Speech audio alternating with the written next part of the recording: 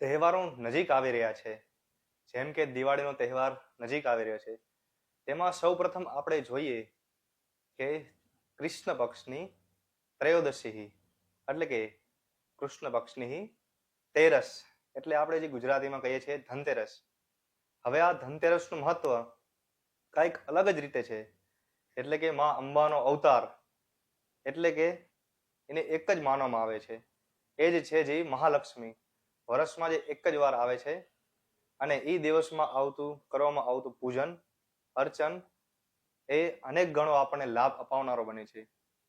જેમ કે સંસ્કૃતમાં એક લાઈન કહેવામાં આવેલી છે, યત્ર નારીસે પૂજતે તત્ર દેવતા રમ્યતે. એનું અર્થાત એવું થશે કે ભગવાન એવું કહે છે કે જ્યાં સ્ત્રીઓનું પૂજન થશે ત્યાં હું હંમેશા માટે આવીશ અને હંમેશા માટે ત્યાં વાસ કરીશ, અને જ્યાં સ્ત્રીઓનું પૂજન નહીં થાય ત્યાં હું નહીં મારું સ્થાન હોય. એટલા માટે જ કહેવામાં આવેલું છે કે જ્યાં સ્ત્રીનું પૂજન થશે ત્યાં જ લક્ષ્મીનો વાસ થશે. અને શાસ્ત્રો એવું પણ કહે છે કે સૌ પ્રથમ આપણા જે 9 મહિના પેટમાં રાખેલા છે એવા આપણા માતા એટલે કે સૌ પ્રથમ માતૃદેવો ભવઃ. શાસ્ત્રો એવું કહે છે કે સૌથી મોટામાં મોટો જો દેવ હોય તો તે આપણી માં છે, અને માં તે એક લક્ષ્મી રૂપી જ છે.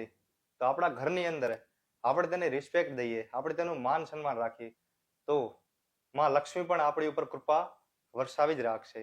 ધનતેરસના દિવસે કરવામાં આવતી પૂજા, જ્યારે આપણે નાના હતા ત્યારે આપણા ઘરની અંદર આપણા દાદા આપણને કહેતા કે જાઓ કબાટમાંથી જૂના સિક્કા લઈ આવો. તે સિક્કાનું આપણે પૂજન અને અર્ચન કરતા. જેમ કે ઘણા મંદિરમાં પણ રાખે છે અને ઘણા કબાટ કે તિજોરીમાં રાખે પણ છે. અને ધનતેરસના દિવસે લેવામાં આવતું સોનું અથવા ચાંદી તેની પણ પૂજા કરીને પૂજા સ્થળમાં અથવા કબાટમાં રાખવામાં આવે છે.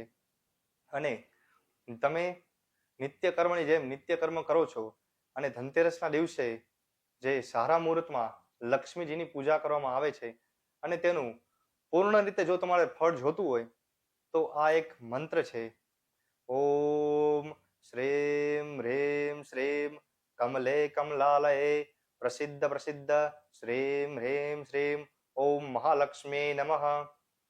આ મંત્રની જો એક માળા કરવામાં આવે તો તમે કરેલું જે ધનતેરસનું પૂજન છે તેનું પૂર્ણ રીતે ફળ તમને 100% મળવા પાત્ર છે. એમાં કોઈ શંકાને સ્થાન નથી.